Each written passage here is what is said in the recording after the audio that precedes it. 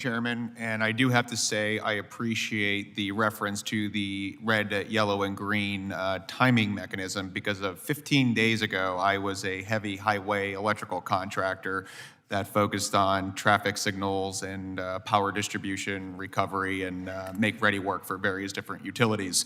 So also do appreciate, Mr. Shulgin, the struggles you go through as a contractor, but one of our limiting agents that we've always had and barriers to grow were the investment into the next generation of workforce and making sure those pipelines are fulfilled, because we can have all of these wonderful, incredible projects, but if we don't have people to actually do the jobs, we are going to run into a pinch point. And I know prior questions related to the workforce reinvestment, and also in my prior life, I sat as a chairman to a joint apprenticeship training committee. So I would be interested to hear what you think in employing a sizable workforce, if there's anything specific that Congress can do to replenish the pipelines for the next generation of worker.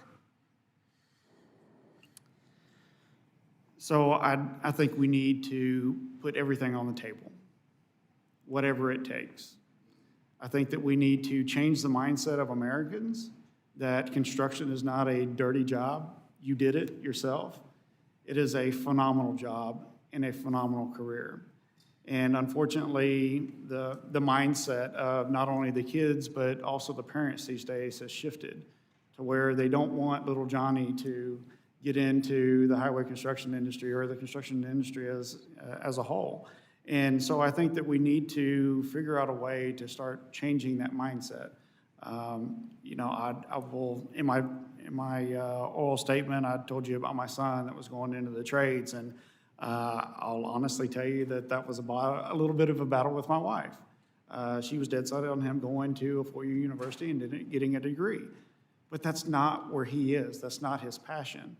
And so we could force him to do that, and it would have catastrophic results, right? I mean, he would fail out of the university, and then, we're dealing with that whole deal. Or he can go with his passion, do what he wants to do, go into vocational school, and get a certification and go to work. And at some point in time in his life, if he decides that he's done with that and now wants to go to a four-year university and get a degree, it's his decision at that point in time. And so the factor of success jumps up drastically.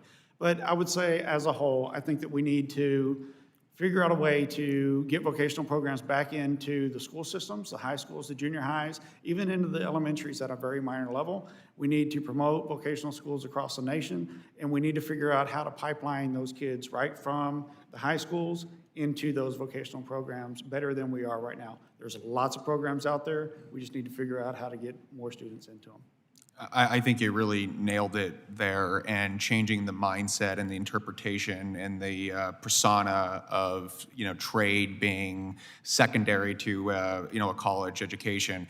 And specifically within apprenticeship programs, you earn while you learn. You graduate with virtually zero debt. You have a job on day one that will never be replaced by artificial intelligence. I mean, let's face it, we are always going to need CDL drivers. We're always going to need electricians. And you want to talk about the significance of electrical infrastructure reinvestment. The majority of our systems were built in the 1950s with a 50-year usable life.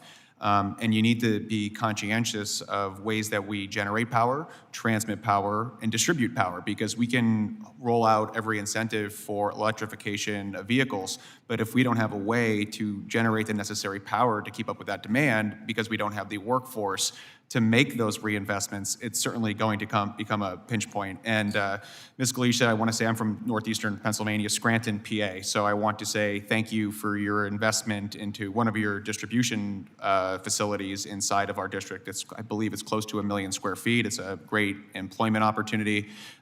In northeastern Pennsylvania, within 1 day drive for a CDL, you could reach 60% of the United States population, or within 200 miles is 51 million people. My question would be, how heavily do you rely on freight rail to utilize your operations and logistics services? Thank you for the question. We will absolutely leverage both intermodal when it is a longer haul. It does have a little bit more variability and it takes longer, But for longer haul transportation, it is absolutely the right decision, takes trucks off the road. For some of our building materials and lumber, we are actually having those loaded directly at a vendor location. We have several facilities that are rail-served on our flatbed distribution network, and we bring those directly into the building where they are unloaded directly. So it's absolutely something we leverage as a company, and infrastructure needs exist on the rail side as well, and so we support those. Thank you. Mr. Chairman, I yield back. Gentleman yields. Chair recognizes Mr.